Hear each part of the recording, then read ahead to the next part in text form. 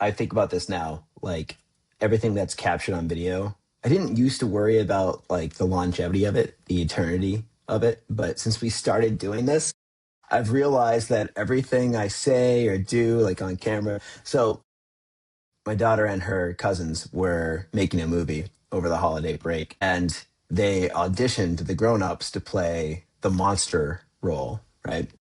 And I want to know part of this. So I phoned in my audition and I sounded a lot like I sound today, which is nasally and congested and sick and whatever, but I did it like total monotone because I didn't want the role. And they assigned it, rightfully so, to Jess because Jess is amazing. But they gave me some sort of backup role.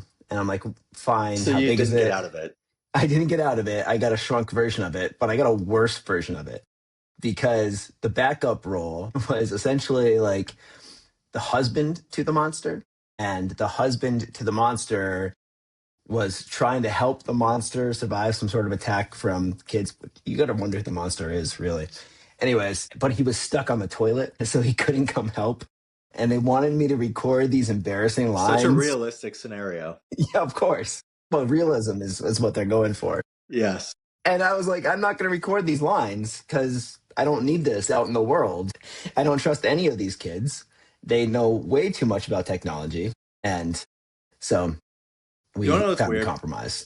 When I was down in Florida, my mom was talking about home videos from when I was like a baby. And that's when you Yeah. had like the huge camcorder and everything Oh, that you yeah. put on Yeah. your Yeah. Yeah. shoulders and everything. Yeah. Yeah. She's just like, do you want these home videos? And I was like, I don't think I've ever even seen a home video of myself from when I was 3 years old. Are they So I was like, VHS? Like VHS tapes? Like, yeah, do you the need a VCR VHS to watch? ones. Yeah. So I was like, sure, like I'll try to figure out a way to do it. We didn't bring it home, but she's going to ship them to us. And I was just thinking, these videos now that we're doing, in theory, our kids will be able to go back and watch 40 and 50 years from now. And this will be like not a home video, but a representation of who we are to them. And they can just go on YouTube and look it up. You don't need a VHS. It's just available via 2 clicks. It's No, weird just how accessible people are now. yeah, you're totally right. And it's the way that we document things now is completely different from like the way that we grew up, where like everybody, when you're a parent, especially, you're trying to capture like every single moment, which is funny because Jess has this habit of hitting record, but not actually hitting record. So she's like not recording the thing that she wants to record and then recording like before and after it accidentally. She's hitting the she's like an she's like an elderly woman, like already she's hitting the button wrong. And then she's missing out on the moment because she's trying to record the moment, so she's not present for it. And then she doesn't get it after because she hit the button the wrong way. But we're also obsessed with, like capturing these moments now. There's no shortage. Like the unique home video moment that you're talking about will not exist for anybody No, else anymore. no. Yeah, it's true. When we were at Disney over break, the Disney fireworks, unbelievable. No one was Yes. watching them because they were all on their Oh, phones recording them. And I'm like, yeah. who goes back and watches these videos of a fireworks show? No. It's like you can just live in the moment and actually enjoy the fireworks versus recording because who's going to want to sit around with you and watch this firework recording? No one actually wants to see fireworks on a cell phone. That's No. stupid.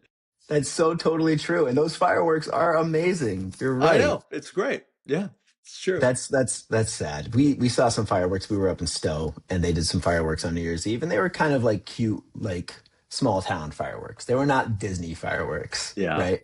Yeah. But I'm not a big fireworks person. I don't really understand the appeal and I hate all the crowds.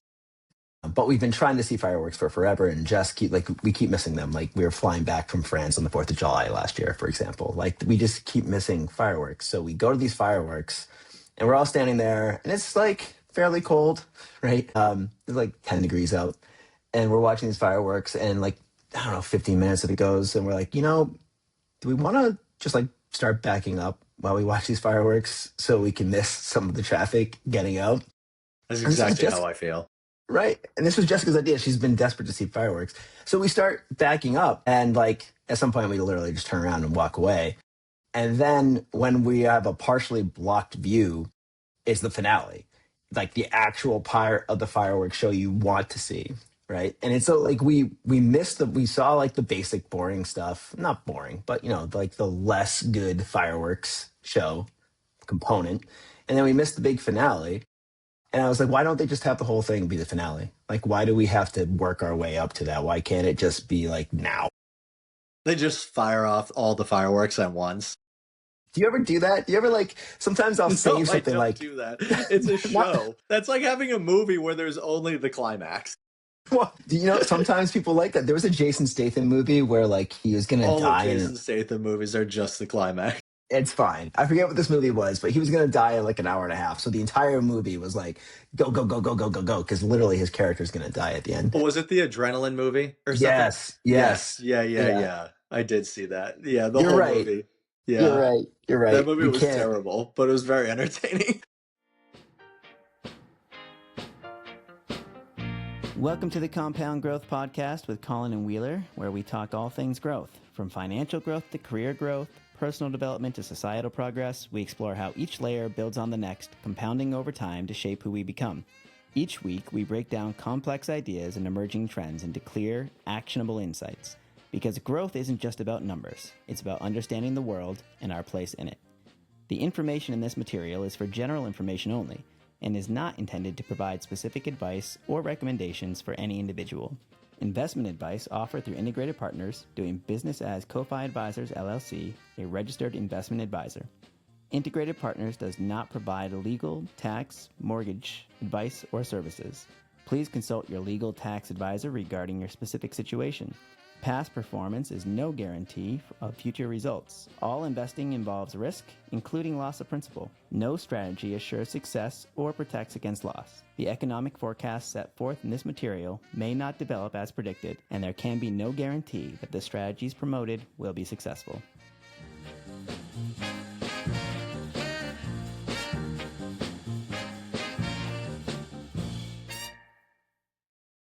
So, what are we talking about today? So we're talking about goal setting. It's We are. early in 2026, and it's that time of year where everybody's talking about New Year's resolutions and guiding words if you're in and hip, and setting goals and trying to work towards something meaningful. And you and I have done this a lot throughout our Yeah. lives and our careers and our partnership. And we started to kind of think about what the value of goal setting is and how we should think about goal setting and maybe how we should question goal setting or think about it differently. So today we're going to be talking about goal setting, whether it's good or bad, which is kind of a funny thing to say because intrinsically we all believe that having goals is a good thing, but maybe our approach is what needs to change. But we're going to kind of evaluate the scenario here and figure out how we feel about goal setting. Yeah, and there are a lot of traditional goals that people often lean into. I want to retire by 65, or I want to lose weight, or I want to hit X amount in terms of net worth, and all of these different things. And I think one of the things that we'll unpack today a little bit is not necessarily whether or not it's good or bad to have goals, which maybe it is or isn't, but also how you can go about setting goals and making it effective and useful and psychologically satisfying and all those types of things, because oftentimes goals and certain structures can make you not feel so good. So if that's the case, then how do we correct for that? And how do we become more effective? So that's, I think, an exciting topic that we'll get into a little bit today. But what are some traditional goals that you often hear from clients? What are like some of the big ones? Yeah, of course, it tends to be like goals set on expectations, and it could be society's expectations. It could be their expectations that are just kind of like filtered down from society. But it's, I want to retire by a certain age, like you said. I want to buy a house. I want to start a family. I want to, make this much money and have, I want to carry $1 million around on my shoulder by the time I'm 42 or Right. like whatever it might be. Like people, I feel like they have these goals, but I don't know if they ever actually are aware why they have these goals. They won't question them. They'll just say, hey, that sounds good. And then they don't think about what the journey is going to be like to get to those goals. They just kind of like have this ideal destination in mind, but they come to us to try to figure out what the roadmap looks like. And sometimes they are happy with the roadmap that we propose for them. And other times they feel like they just want to fast forward. Instead of a road trip, they want to take a plane ride. They want to be at the finale. Yeah, Right? that's they don't want to wait to the drop. No, they don't. So, I I think mean, that's a good what do you point, think? though. Yeah, Yeah. I mean, I think most goals, maybe not most goals, but I think a huge chunk of goals for most people we talk to are inherited, not chosen. It's society Hmm. pushes these goals on you. It's like you said, I want a house by 30 years old, or I want to retire by 65, or I want to reach financial independence at this date. And those are a lot of the things that society tells us that you should be working towards, or that is going to make you happy or is going to give you fulfillment or whatever it might be. That's not always the case. And in fact, I think a lot of the goals that are set out and pushed forward by society and social norms and things like that can often lead to a lack of satisfaction once they're ultimately achieved. And we see that quite commonly with clients as well. Oftentimes, someone will set a financial goal of, say, hitting $1 million by the time you're 50 or whatever it is. And when you hit that goal, then what? Ultimately, your mind's going to push the goalpost a little bit further every time. So, is it a hollow goal or did you actually get satisfaction out of it? Yeah. I think we talked a little bit about atomic habits and James Clear and trying to understand, the difference between goals and systems and processes. And I was thinking about this while we were prepping for this conversation today, and I kept thinking about football, and it's football playoff season, and that's kind of, I think, why it's been on my mind. Yeah. But where each team steps on the field on a Sunday, right, or a Saturday, as the case might be, in the next couple weekends, both of those teams have the same goal. They both want to win the game, which means that one of those people, the loser team, the losing team, will have had the same goal and not achieved it. And so the same goal is had by both the winners and the losers. So is that a good goal? Is it a good thing? Is it helping anything? Does it change anything? Or is what leads to the outcome, because we've talked about in the past is like people want outcomes. They want to influence the outcome. A goal is just an outcome. Is it that day having a goal or having a goal while they prepped along the week the point? Or are the systems that they put in place to help them achieve those goals the point? Yeah, I think going back to some of the atomic habit stuff is always something I try to do at the end of the year or beginning of the next year, because the goal isn't really the point. Because even when you hit a goal, you're going to set a new goal. The goal is not necessarily to reach the goal, it's to always have a goal. In my mind, the goal is the process. And if I can make a better process, so in the football scenario, winning the game is obviously important and that's what you want the outcome to be. But if you can focus on, well, we're going to become more effective in training, or, I'm going to focus on, whatever it might be, a more accurate field goal kick, or I'm going to, try to run a little bit faster, or I'm going to do whatever I can do to make the game more effective and to make myself more effective in the game. I think that that is more effective in general, because if you just say, well, I want to reach $1 million by 50, once you reach $1 million at age 50, then what? Versus, I want to prioritize my spending a little bit more, and I'm going to do that by creating these systems. Or on the health side of things, I want to have better health habits. So I'm going to, prioritize breakfast in the morning. Whatever it might be, I think systems are a better way of maybe achieving more fulfillment than just having a hard number and being like, this is what I want the result to be. Yeah, I think that's true conceptually, right? And I think it's like halfway to where I'm at right now, because I think I'm getting to a point where I'm allergic to goals. I think if we go back to football again, we talk about the Patriots and the dynasty, Bill Belichick, Tom Brady Patriots versus where they are now. I was watching the game the other day where they beat the Yep. Dolphins for the last game of the season, and I was talking to Jess about how happy the team looks.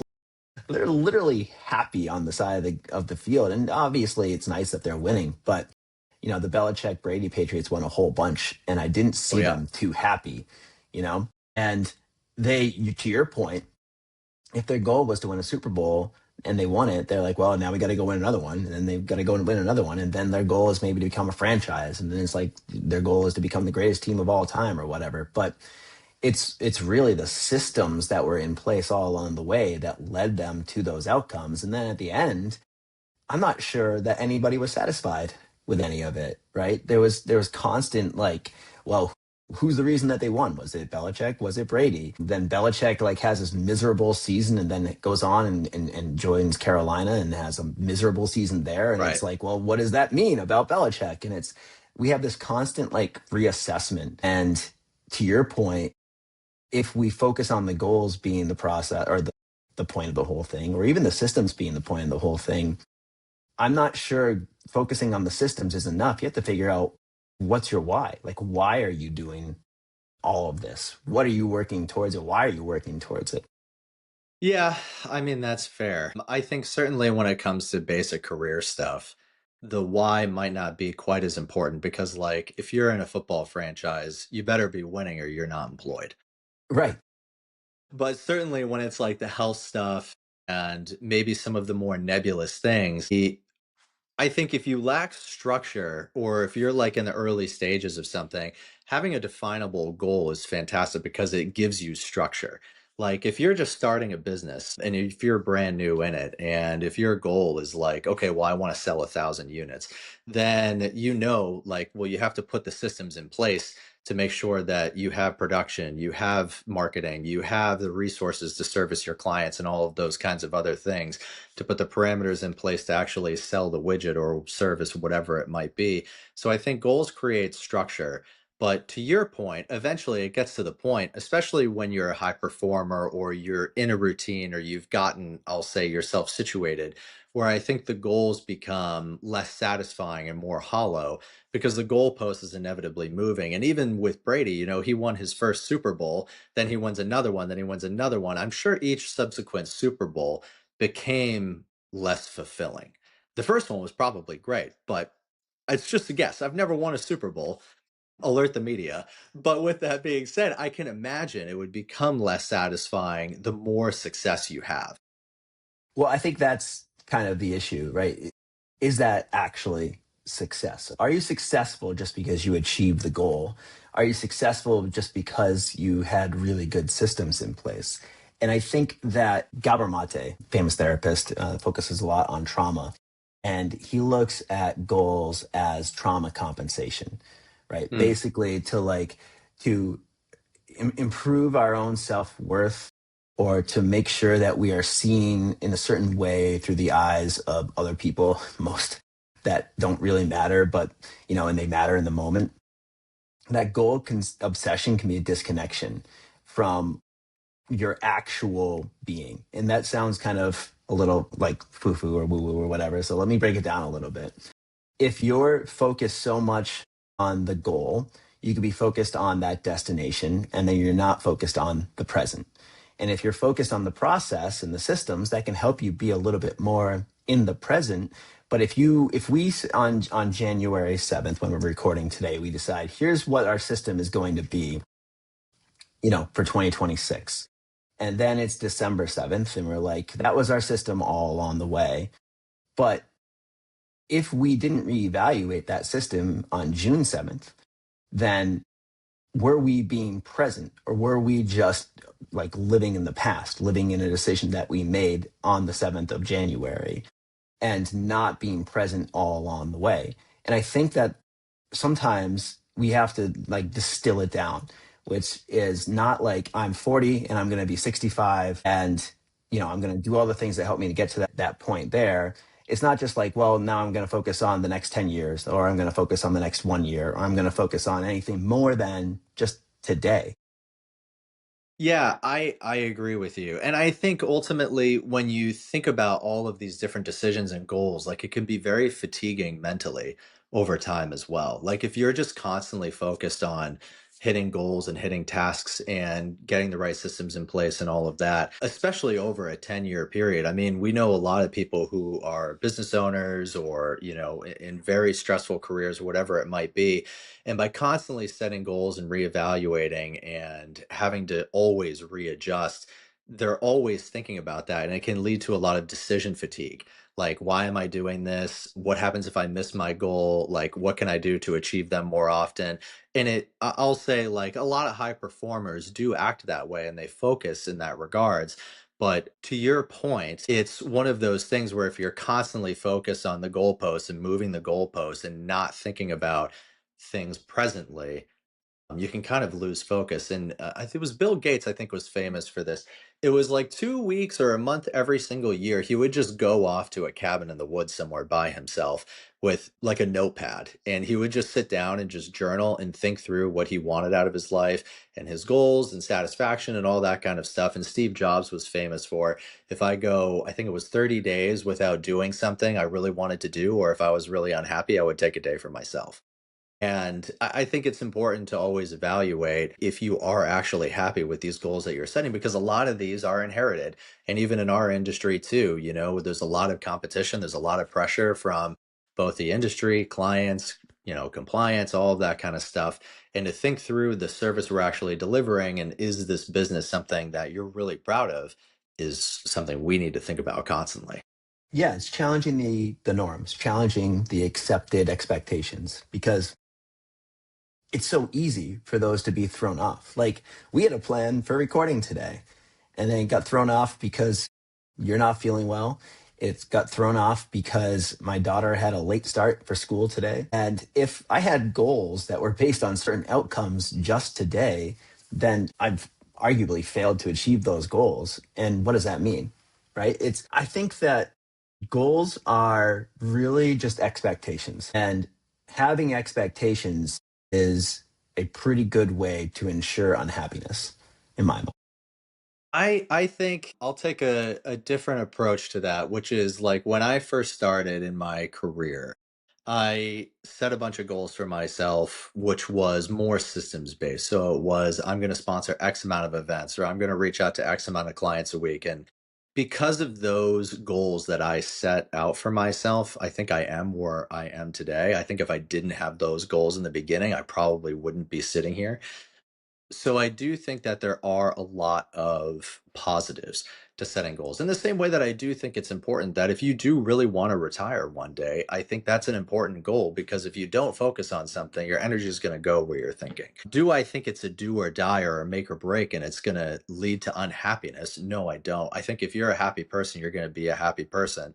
But I do think that society does put a lot of pressure on people in general to hit goals, to set goals, to make the goals very outlandish and outrageous. And that's not always the most healthy thing to do. Yeah, but I think you were talking about goals when you first started your career, but really I think they were processes. Like, you talked about like the systems that you had to put in place to achieve those goals, how many dials you had to make, for example, or like, but I think there would be other things. So you were, pretty successful at tabling events. You would go find an event. What were some good ones that you went to? There was that one in Boston that you always like to talk about. There was the home show, the boat show, there was the The Beer Fest. cardiovascular surgery event, the beer fest, which is where we met. There was all kinds. Literally, Yeah. if it had a table there, I was there. Yeah. And so you did all of those things, right? But was your goal to go to three different tabling events, or was your goal to find a certain type of client at any of those events, or was your goal to, what were you trying to achieve there? Is it just to build a business? Because that's a pretty broad, like, difficult to define goal. To me, it was process. I knew that if I went to X amount of events, then that would yield X number of clients and or lead to X number of leads, which then I could then call, which could then lead to X amount of meetings, which would then lead to X amount of clients. So, very early on, I realized that it was a simple math equation. So, the more events I was able to do, then the more clients I was able to convert. And the people that didn't go to the events didn't convert and didn't have a business and failed out. So, to me, it was all about the process. It wasn't necessarily about landing a certain amount of clients, it was about sponsoring enough events where I would get enough clients. And that's what I focused on, was the activity behind it more so than the results. Right. And I think focusing on the activity is like a proven process, I mean, like proven recipe.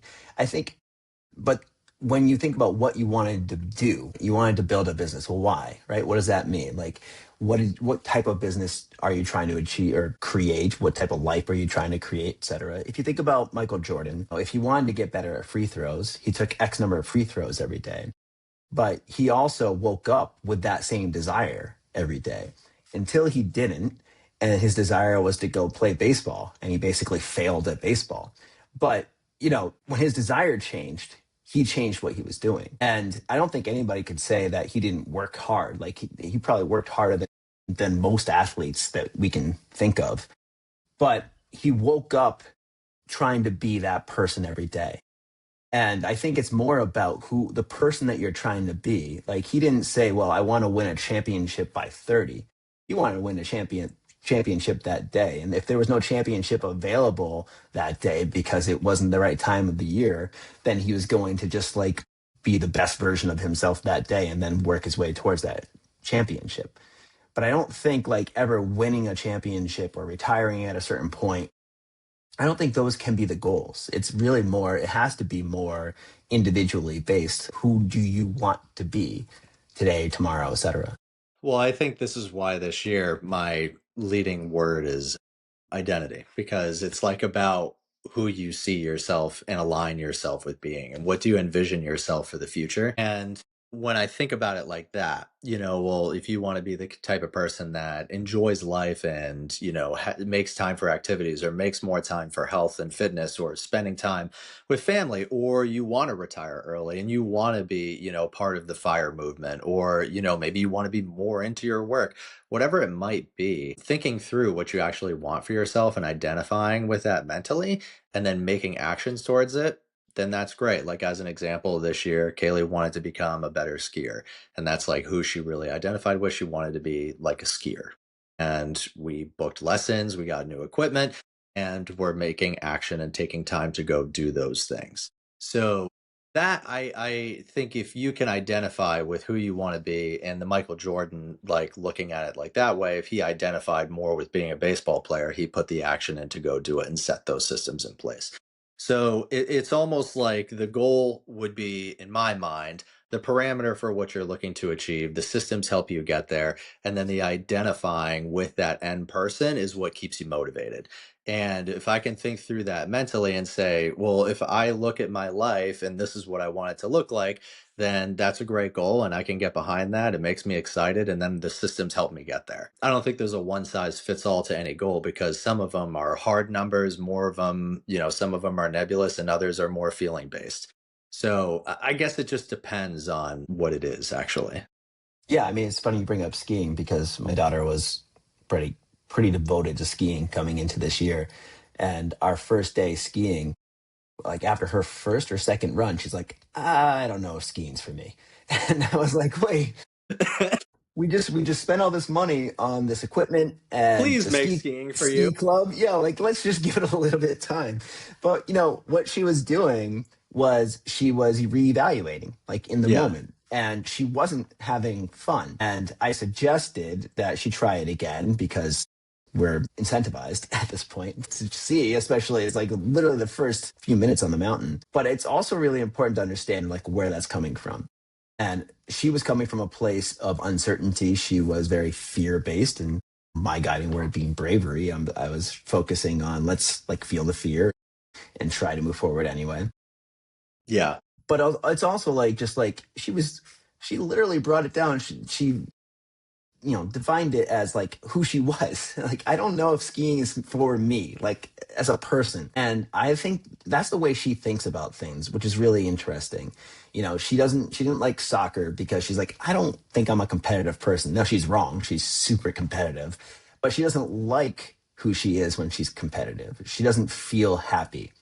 So she's recognizing that and maybe just not defining it, with the right words. But if I were to say to you today, Colin, you're not allowed to have any goals. Mm. Goals are outlawed, and you can't just be rebellious like I like to be. Like you're not even allowed to be rebellious. I'm gonna put you in a room with a corner, and you're just gonna stare at the corner the entire time. No goals. What would you do every day? How would you live your life? Very differently. So if I think about it, and it's a good question, and it's funny you bring this up because I was actually thinking about this on the airplane ride home yesterday a little bit. Is like if I just didn't set any goals this year, if I had never set any goals this year, like where would I be? And I think I would be in a very different place, mostly because I constantly check in on my goals and I literally have like a note pinned in my notes section on my phone that I look at like once a week to go over this kind of thing. But I don't think I would care as much about certain things. And I'm not sure if that would be a good thing or a bad thing. I'm not naturally someone that like loves working out or physical activities. And I'm the type of person that if you just gave me the opportunity, I could probably sit on the couch and watch movies and just chill out and stay at home and cook and be pretty content.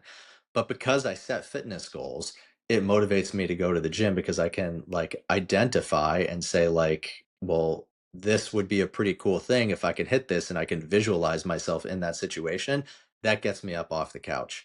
So I'm not 100% sure if I would be as happy if I couldn't have some goals because I'm a fairly competitive person and I'm competitive with myself. And if I don't have the ability to compete, I think that's like strips away my identity. And that would be very, I don't want to say damaging, but it would be a huge change to my psyche. Yeah, and it's very daunting. That's a It scary is. thought to strip the way you put that, strip away your identity that's a lot. And you know, I think sometimes we have to do that type of exercise or that type of work to really figure out like what our true identity is because you at age 3 days didn't have that identity, right? There's like this core person that we are inside, and all of life and our journey through it kind of like shapes us and molds us and puts us in all these different directions. But like, who are you just like naturally? And I think, like you say, you're competitive, and that's true, right? But is that who you are at your core? Is that why are you competitive, right? There's something about the interaction of who you are as a person versus like who you are in the world that like creates that identity. It's like halves or pieces of the pie. And I think it's really hard for us to part of what we do is when we question everything is we create opportunity to reevaluate and say, well, why? Right. And if you're like dedicated to goals and I'm allergic to goals, like why? Yeah, I mean, everybody's different and there's no right or wrong way.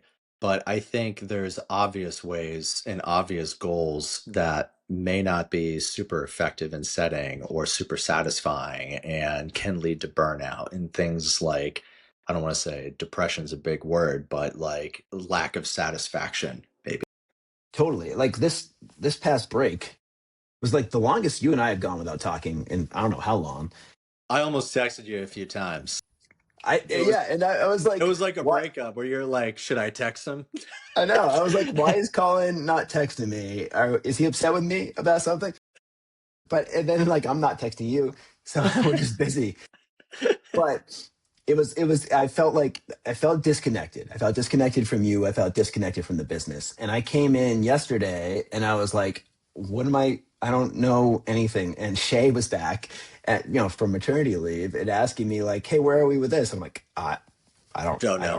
don't I don't Yeah. remember. She already Um, knows more about it than we do. and it's I think it's funny how I felt by taking off an extended, if you took a sabbatical, like if I took a sabbatical, I'm not sure how happy I'd be with that choice. Like I really like taking time off, but I also really like our Being jobs. engaged. Yeah, Yeah. me And too. so I felt like the same way. It's like when you take a lot of time off, it's like you lose focus and you almost lose motivation to a certain extent. Like it's really hard to get back in the groove once you're out. yeah.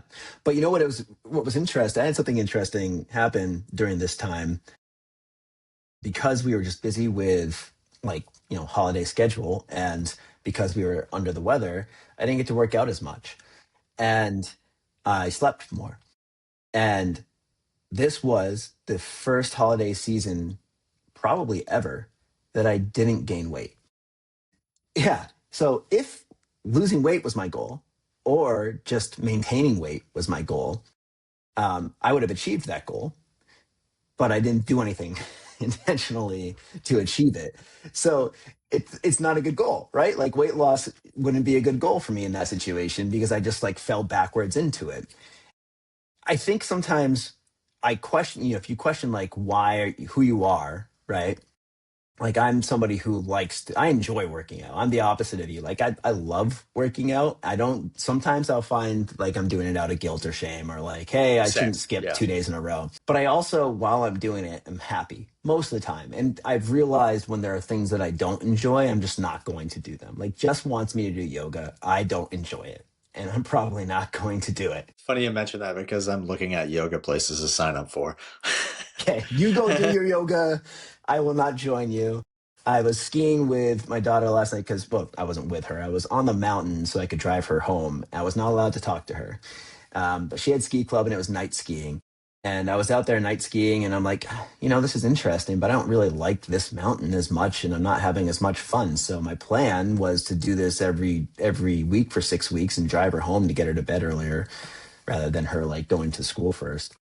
And now I'm like, I don't know if I'm going to do that because I'm not sure I was having fun. Maybe I'll do something else so I can achieve that goal or of just being there for my for my daughter. And then I realized, well, that's the point. The point is I like being there for my daughter. And here's how I'm going to do it that day. And I might wake up one day and want to ski, and I might wake up another day and say, hey, I'm just going to chill at the lodge. But that's like who I am. Like I'm very in touch with who I am as a person when I think about that process. Well, I think your behavior is going to stick better when it reinforces your own identity. And for you, it's not necessarily about being a skier as your identity, but it's about being a good dad. And by being there for Michaela at night and by doing these activities, you're being a really great dad, which is a very important identifying factor for you. That's like a huge part of who you are. And it's like for me, I don't necessarily want to go run all the time, and that's not like fun for me. Like I don't identify as a long distance runner at all, ever. But with that being said, like I do identify with being a certain weight and size to being able to go and enjoy and do other activities. So it's almost like who I think through is my own personal identity is probably a very useful exercise because then you can align your own behaviors and processes with something that I'll say will resonate with you personally, and that will stick very well. Like if you're the type of person that really loves autonomy and really wants to go travel the world and do all these other things, fire may be a great movement for you. And that might be super motivating because it's going to give you the ability to go do those things financially. Versus if you're the type of person that like loves your work and loves coming in and doesn't mind working a long time, fire's probably not going to resonate with you that much. And that's totally okay. So different strokes for different folks, but that is a very interesting, I'll say, conclusion that you came to last night on the ski mountain, that it's more about the father aspect of it than the ski aspect of it. No, I actually came to that conclusion while we were talking about it right now, which is Perfect. Okay. I think something that happens when we have these conversations. It's why it's important to have these conversations. It's people don't, I feel like we don't talk enough, and we certainly don't take time to like think things through from different angles. And I think you brought up a really good point that like if you didn't have some of these goals, you might be rudderless, right? And even if you could ditch your goals or rethink your goals, having some sort of value system or prioritization in place is really what we want to focus on at the end of the day. And I think when it comes to like a planning perspective, we're so worried about some of these big goals that we don't take time to understand why we want them.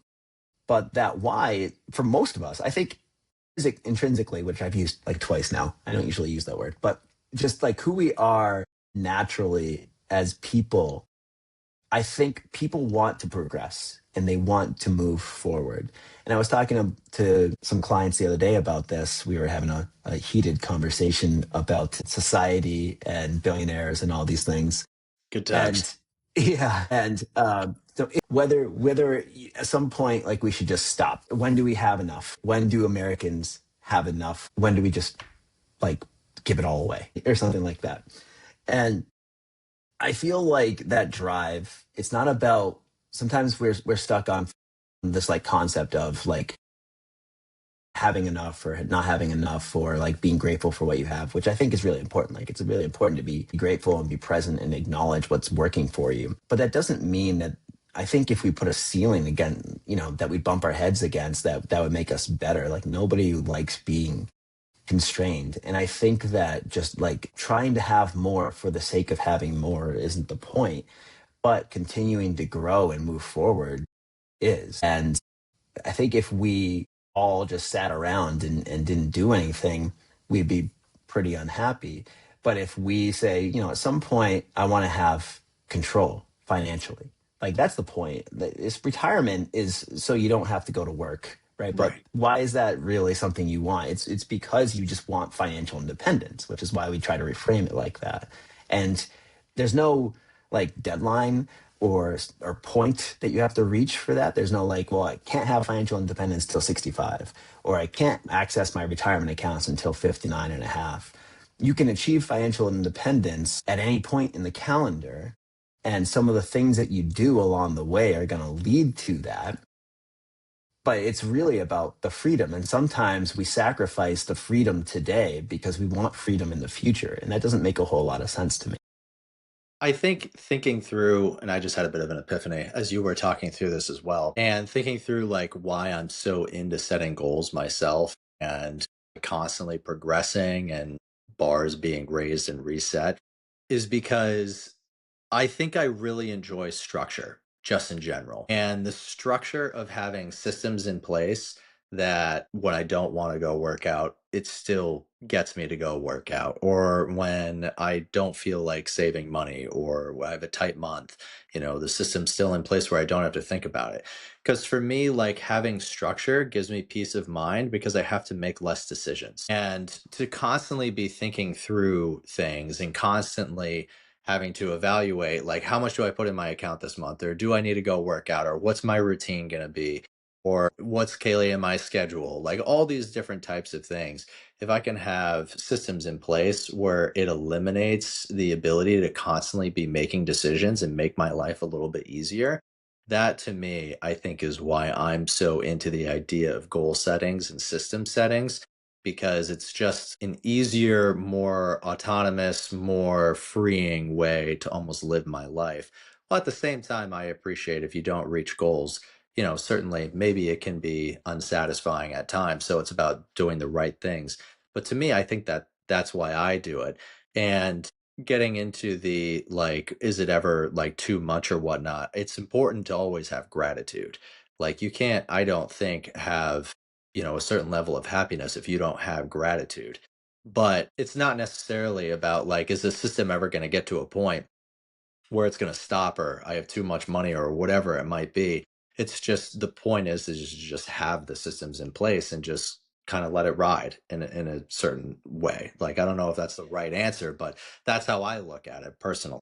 Yeah. I mean, well, I think that you said, I think some of the statements contradict itself in just like naturally, because it's God, I keep saying the same way today. And I think I'm still in my holiday hangover here. But I think that, the systems that you were talking about that allow you to live your life. McConaughey says the same thing, right? I was reading his like latest book about like poems and prayers, and he said this before. I don't know when I've heard it, but he creates these systems, and so he can guide kind of like effortlessly through this, right? Like, people are always like, "Hey, you always seem so relaxed and chill."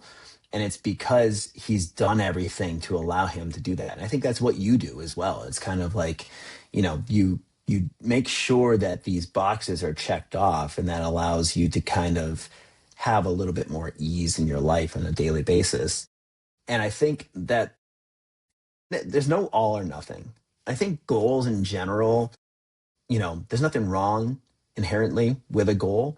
It's just, if you don't have the time set aside to understand why you have that goal, then I don't know that it's creating the right type of value for you. Whereas if you can evaluate like why you have that goal, you might realize that the goal is not actually the point.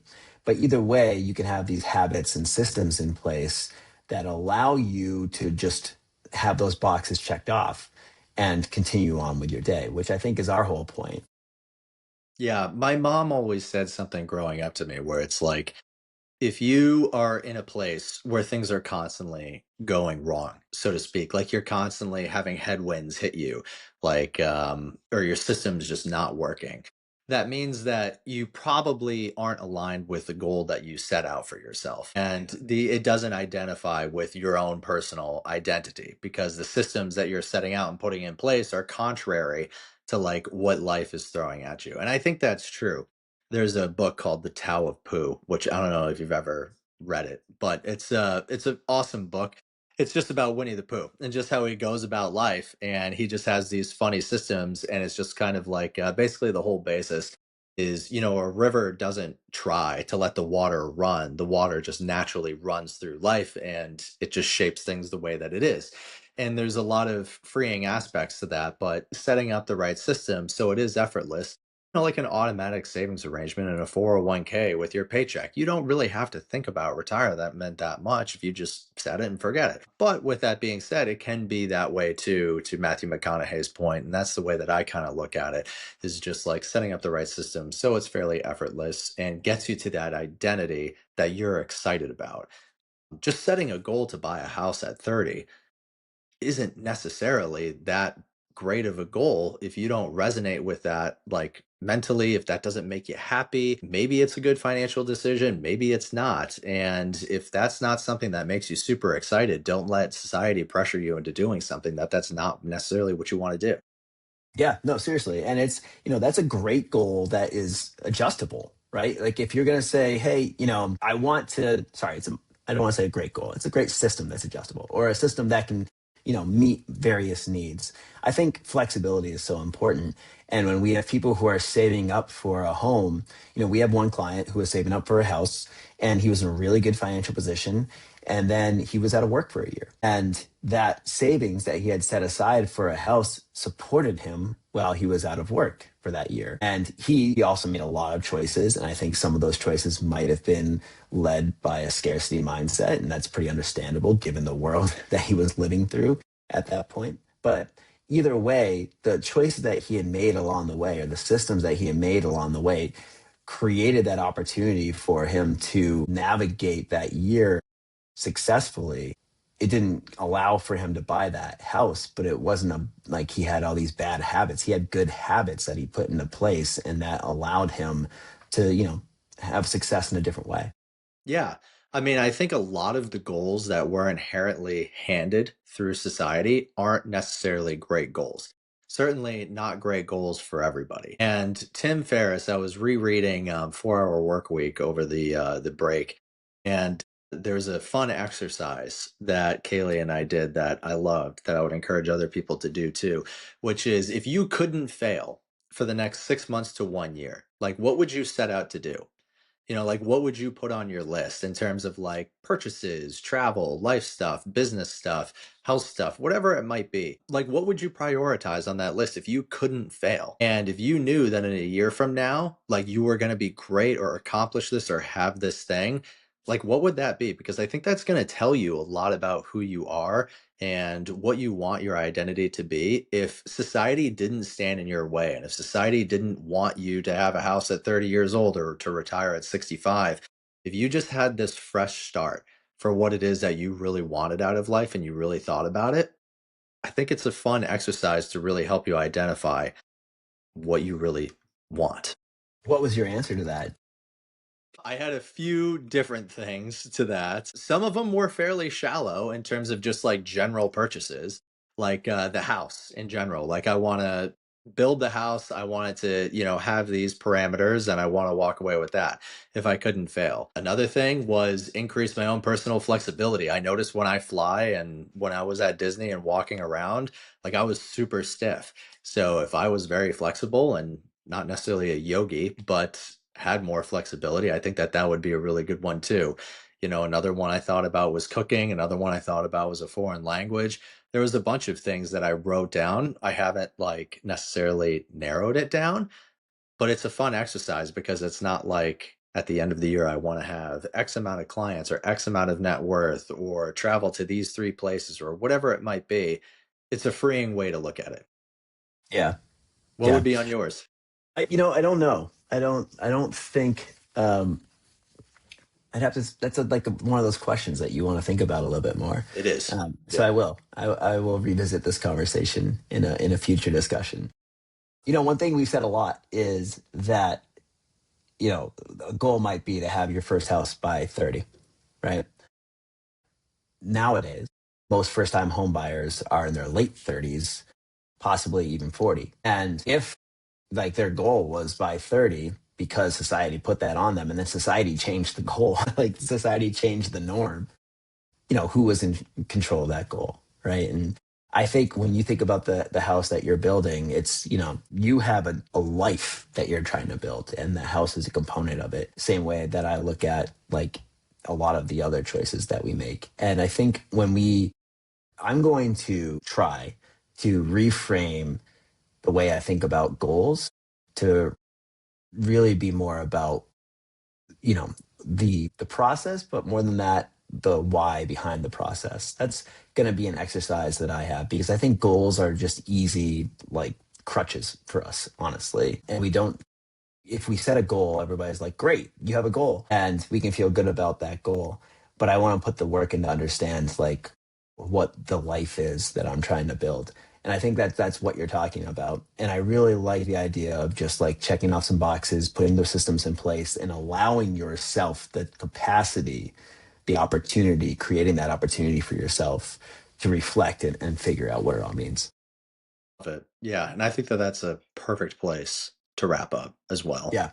Yeah. So that's what we're going to encourage our listeners to do. I love the Tim Ferriss 4-hour work week question there. That's a great prompt for people to think about. Like, imagine if you couldn't fail, what would you do? But also think about just like who you want to be every day when you wake up. Yeah. There's somebody Suleika Jawad, that's who it is, suggested that we think about every day not as the first day of your life, but the first day of the rest of your life. And you have so many opportunities, the royal you. We all have so many opportunities every day to wake up and think about who we want to be that day. And if you've already created some of the systems that allow you to kind of not think about those, it gives you more capacity to think about the rest of it that maybe is more meaningful. Yeah, I totally agree. I think this conversation has made me really excited to talk about goal planning, and we should have another conversation regarding our own stuff together as well on goal planning. But come into it with a positive mindset. Don't come into it with crutches that have been handed to you from other people. Think about it from a blank slate, and then really spend some time to think about it. It doesn't, this shouldn't be a 5-minute exercise. It should be something you think about, because ultimately the systems that put you in place send you down certain paths, and you have to make sure that it's a path you want to go down. And if you feel as if the systems you have right now have put you down a path that you're not particularly happy with, then maybe it's time to reevaluate. Yeah, Jess and Michaela got me a journal for Christmas, Colin. So now All right. I can journal. All right. Thanks, man. It's good seeing you again. Good seeing you too. This was a fun one. All right. Thanks. All right. Thanks, guys. Bye. Compound Growth with Wheeler and Colin. Sponsored by Ko-Fi Advisors. Reach out today. Yay!